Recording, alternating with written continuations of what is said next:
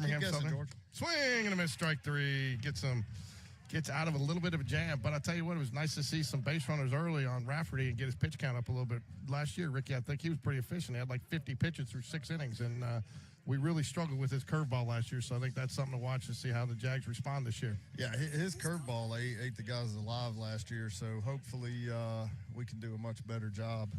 Keep guessing. Birmingham Southern. Rafferty's still on the mound here for the Jaguars, starting his 4th inning of work. Rebels. 3 strikeouts. He's given up 1 run, 1 earned, 2 hits, no walks, though, is the important stat there. If you're a coach, you like to see that. Right at about 50% on his strike percentage. I know we normally do one player of the game, but I would say Rafferty would be player of the game, and then for Spain Park, maybe Nash Davis. Yeah, Nash Davis, I think, for Spain Park, and definitely Rafferty. I mean, Rafferty, I'm sitting here looking at what he did, and 99 pitches, 56 strikes. Jags fall. The box score has it. Jags, 2 runs on 4 hits, no errors, fairly clean game in the field. 4 runs on 6 hits for Vestavia. Key stat, though, was 8 strikeouts for Rafferty today, Ricky. 2 walks. Chase, great game. Well, thank you very much.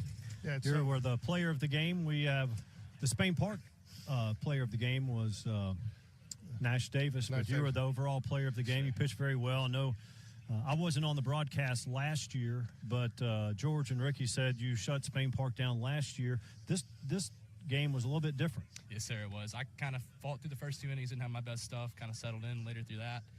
It's always a fun game, super competitive. I mean, both teams love to play each other. It's always fun. We don't get to see you much because only the couple times that Spain Park plays you, but it seems like the 2 times I've watched you play, you get stronger as the game goes. Is that kind of your MO when you're pitching? Yes, sir. In 7A baseball, you have to. It's so competitive throughout the whole game. If you don't, I mean, 2 pitches ain't going to get you through the game. So it also looks like, too, and again, not knocking what you had last year because you've definitely been a Jaguar killer the last 2 years. We have not been able to hit you, but it also looks like over the offseason you've increased your velocity and you picked up even on your curveball last year. The Jags couldn't even hit it but you also look like you picked up a little bit of more movement on that. So how did you kind of develop those pitches throughout from last year to this year? I owe a lot of it to Tinsley Performance over in Hoover. I think a lot of the guys and a lot of teams in Birmingham use these guys, but they work on getting us fast, strong, and everything through the offseason. Worked with Thomas Lowry through the offseason over at Tinsley, and just started to learn to use my body a lot more, put on some weight, and that's helping out definitely. Seeing the results. You guys come off the state championship 2 years ago, a little bit of a disappointing year last year, but you guys are in probably one of the toughest areas in baseball to come out of between Hoover. You got Hoover, Trussville, and who's the other one? Oak Mountain. Oak Mountain. Or Oak Mountain.